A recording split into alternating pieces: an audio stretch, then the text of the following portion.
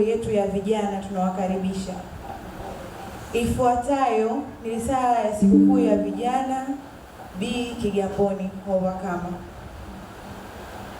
Mchungaji wetu wa ushirika, viongozi wa kanisa, wageni walioalikwa wote, ndugu zetu, wadogo zetu, Bwana Yesu asifiwe. Mwanakondoo ameshinda. Amina. Utangulizi. Kwa niaba ya kwaya ya Umoja wa Vijana B, tunamshukuru Mwenyezi Mungu kwa kutujalia afya njema na kutuwezesha kufika siku hii muhimu ya sikukuu ya kwaya yetu. Tunawakaribisha wote kwa moyo wa upendo kushiriki nasi katika ibada ya sherehe hii muhimu.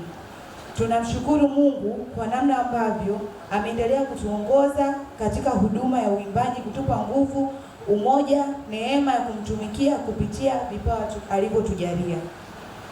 Pia tunatoa shukrani za dhati kwa wazee wa kanisa, wazazi, mchungaji wetu mpendwa, walezi, waumini wote ambao wamekuwa wakituombea, kutushauri na kutuunga mkono katika huduma hii tuliyokuwa nayo, shughuli na mafanikio yetu. Ndugu washirika, katika kwaya yetu tunamshukuru Mungu, tumeweza kukusanya watu wote na tumekuwa na umoja na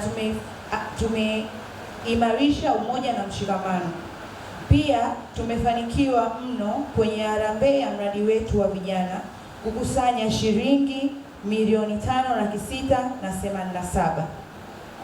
Matarajio yetu katika msimu huu mpya wa kwaya yetu, tuna matarajio mbalimbali ambayo tunaamini yatajenga vijana na kukuza umoja wetu. Hivyo matarajio hayo ni kama yafuatayo.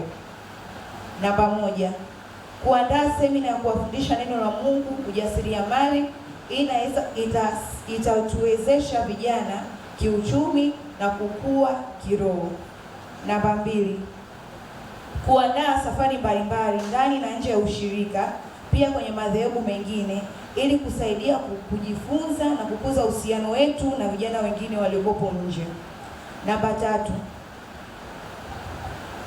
kuwa na safari za kutembelea watu wenye uhitaji, watoto yatima, wajane na huduma zingine za kijamii, ili kuwatia moyo na kuwaombea.